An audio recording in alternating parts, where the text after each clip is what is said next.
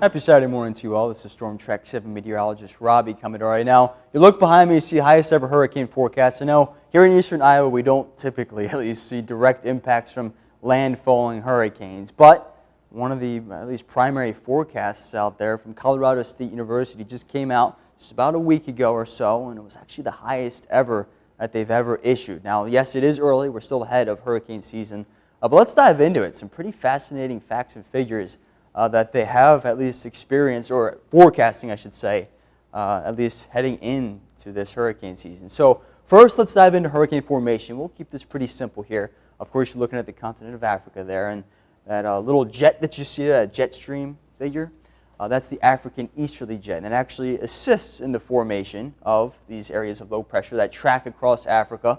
Of course, then they enter the open Atlantic Ocean, the eastern Atlantic that is, develop into these clusters of showers and storms, and depending on a couple of at least atmospheric or even oceanic figures or conditions, sea surface temperatures being one of them, they at least need to be around 80 degrees Fahrenheit or warmer. Of course, the warmer they are, the more beneficial to this formation of tropical systems in general. And then we also look for low vertical wind shears. So that just means that the winds don't change too much as you go up in the atmosphere, whether that's speed or changes in direction. So low vertical wind shear, and if all that pans out, you can see upgrades to tropical depressions, tropical storms, and then hurricanes. And if conditions are extremely favorable, even major hurricanes, Category 3 or higher, and that's where we really have to watch out along the United States coastline. But in terms of the actual forecast, it's actually, like I mentioned, one of the highest on record, and two factors that they're looking at.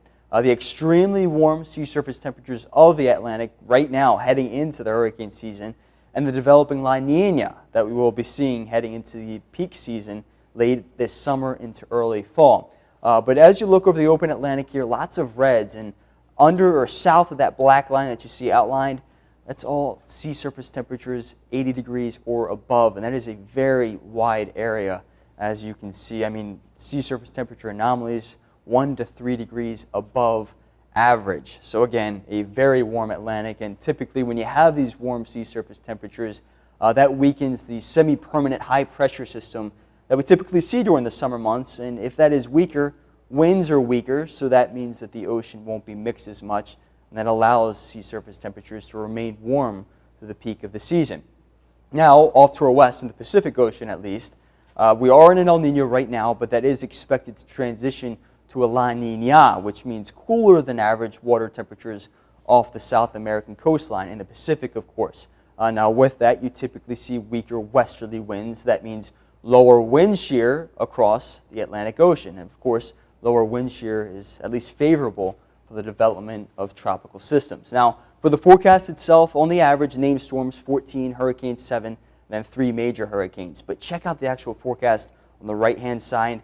23 named storms, 11 hurricanes, and 5 major hurricanes. And here are those landfall probabilities. A lot goes into this, but above average nonetheless. Now, it's important to stress, again, we're well above or ahead of hurricane season. So still some changes that could occur. But if you want to find out more information, check out Schnack's weather blog on kwwl.com. Stick around. We'll be right back.